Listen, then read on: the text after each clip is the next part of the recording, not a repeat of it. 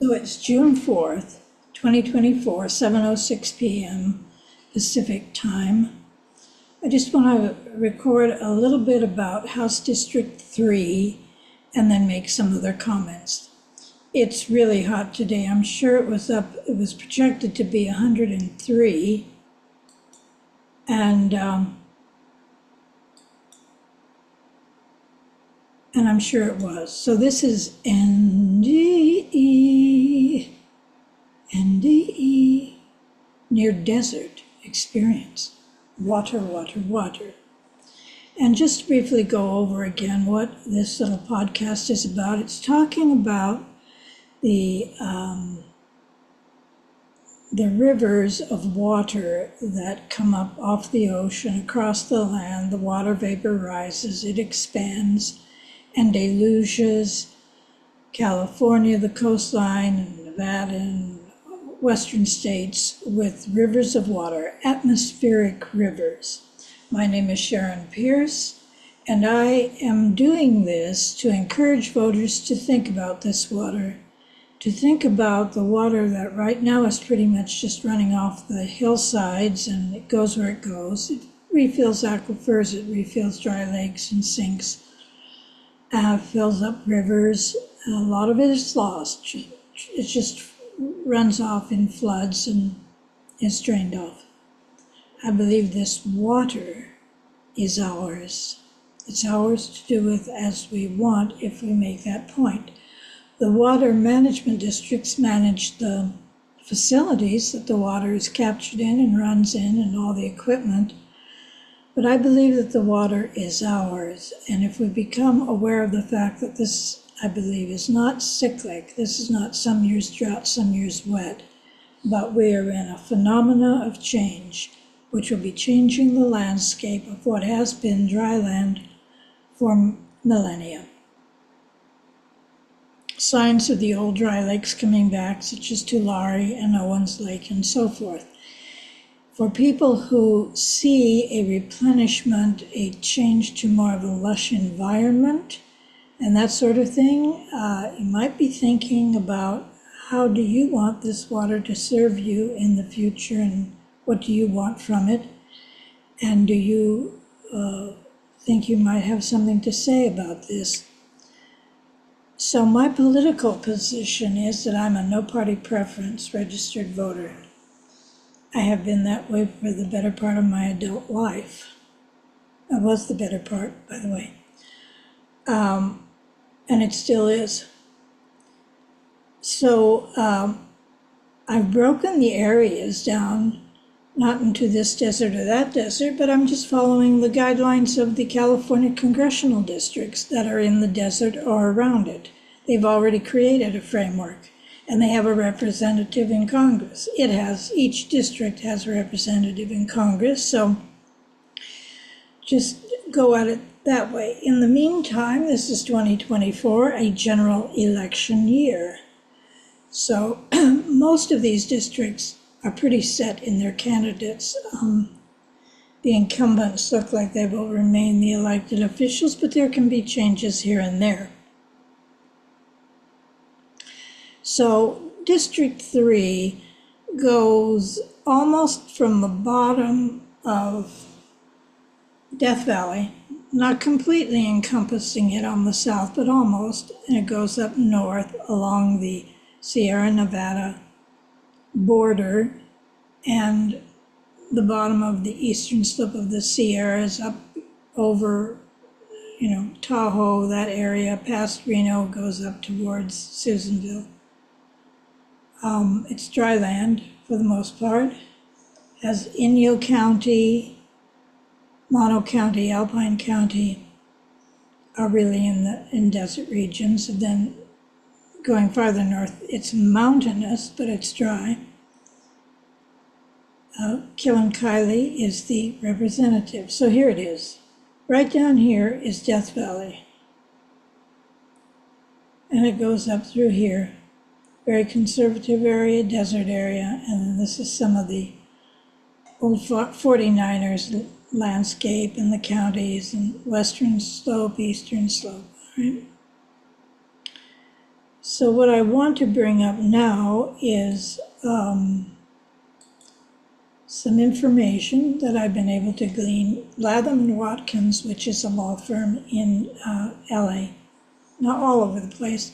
They have a large environmental department of lawyers, and it appears that they are involved in the activity to divert through a single tunnel 45 miles long water from the Sacramento River, Feather River, and other rivers down to Southern California. I've been trying to do it for years, and my position is it's too late. Mother Nature is bringing the water. You can't even manage it. But of course, these old plans that are of no use much anymore, they're still going to try and force them on people, come up with some reason why they need this water. But in any event, they've written a white paper and on expedited permitting for groundwater recharge projects utilizing storm water and snowpack runoff. This is a couple of the things that they published about a year ago. Rain and floodwaters inundated tens of thousands of acres across California in 2023. And yet, the Department of Water Resources has explained that the state's groundwater basins remain seriously depleted despite the wet winter. Groundwater basins, which account for more than 40% of the state's water supply, generally take longer to recover from periods of extended drought than surface water reservoirs. Stormwater and snowpack runoff represent a unique opportunity for groundwater recharge. And Governor Newsom made a point of noting that. He has suspended certain regulations and restrictions that generally apply to flood diversions in order to enable water agencies and water users to more readily divert floodwater for groundwater recharge. So the Southwest region controls have streamlined the permitting process for temporary groundwater storage projects and authorized over 185,000 acre-feet in recharge projects. Although water levels in Lake Mead and Lake Powell improved somewhat in 2023, the combined storage of both reservoirs remains at only 36% of capacity. So this is what they're telling us. Now, over in Owens Valley, if you can see this, this is what happened after 1930. This was a lake and a river. It was diverted in the California Aqueduct, and it was drained by farmers. And what happened was that this became the largest source of dust storms in America, because it goes to dust every year, especially when the winds come in. It's a landscape. For Owens Lake in particular, the dry bed is considered to be the largest single source of dust pollution in the entire United States. The exposed lake bed, which has been dry since around 1930, releases dust into the wind that contains carcinogens such as cadmium, nickel, and arsenic. According to the 2007 risk assessment report of the lake's dust, the lake emits 80,000 tons each year and has 130 times the standard 24-hour concentrations of dust in the air, threatening the 40,000 residents within range of the dust. So those people live around the edges and so forth, and just generally in the area of the Owens Dry Lake. So if it were to receive so much water, it had water in it, across it, for most of the year in the future, it would allay the dust for the most part, and it would make the area livable if it was left alone and let Mother Nature direct all that. In the meantime, it would also be filling in the dry sinks and the land that has subsided and dropped for lack of water in its underground aquifers and rivers. For Owens Lake, this is especially good as the dry bed of the lake is considered to be the largest single source of dust pollution. The West Coast faced a slew of atmospheric rivers this winter. It caused devastating floods and landslides. The storms also brought a deluge of rain that supplemented California's lakes and rivers, and it's helping to eliminate the drought. For the record, atmospheric rivers are a long, narrow region in the atmosphere like rivers in the sky that transport most of the water vapor outside of the tropics. According to the National Oceanic and Atmospheric Administration, called NOAA, in the United States, the storms are typically seen during the West Coast wet season in the winter. So that's all that I want to say about that. But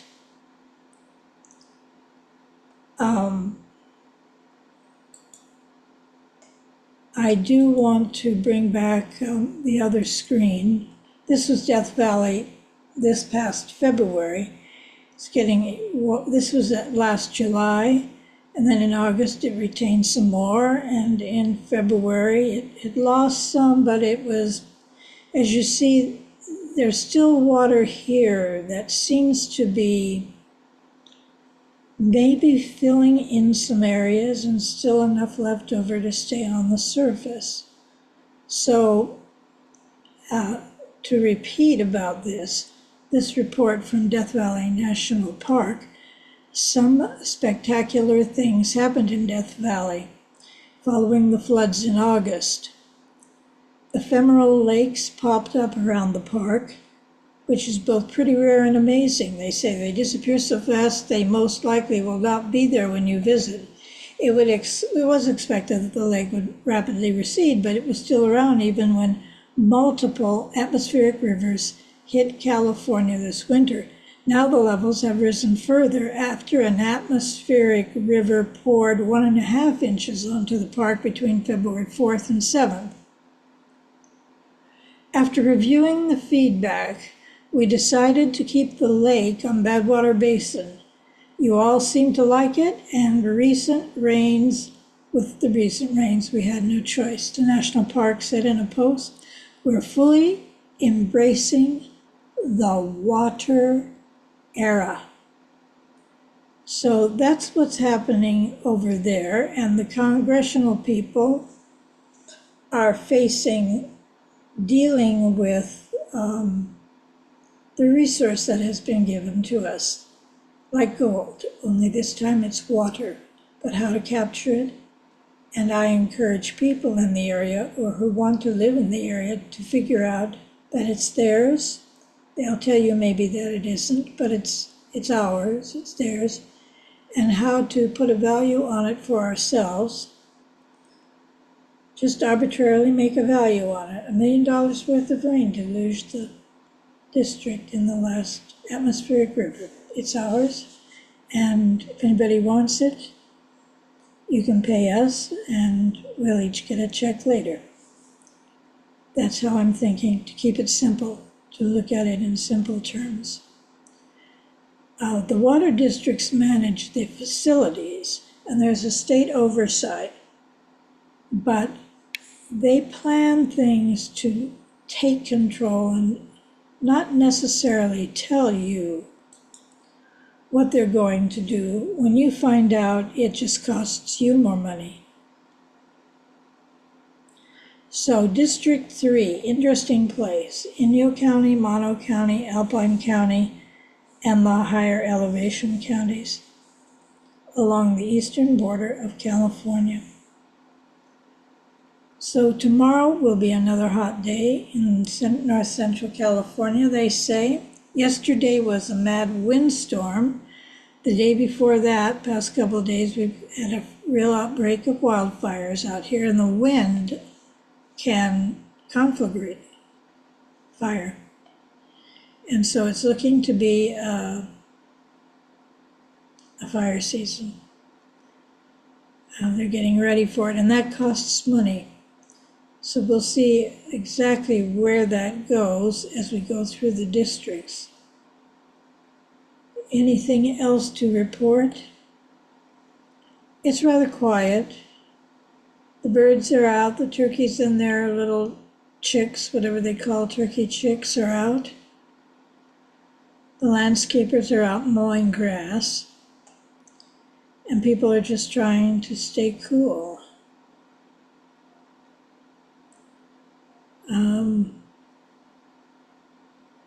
So I'm packing up about 40% of what I have in storage in the garage. I'm going to put it out in boxes in the garage on Saturday. This is Tuesday. And put a little jar there if anyone wants to donate, or they can take what they want. And the rest is going to Goodwill. I'm seriously reducing everything I have because I have to figure out a way to move from this area. It's too far removed from civilization for me to do what I have to do here. But I do have the internet to see what's going on. Anyway, that's it for tonight.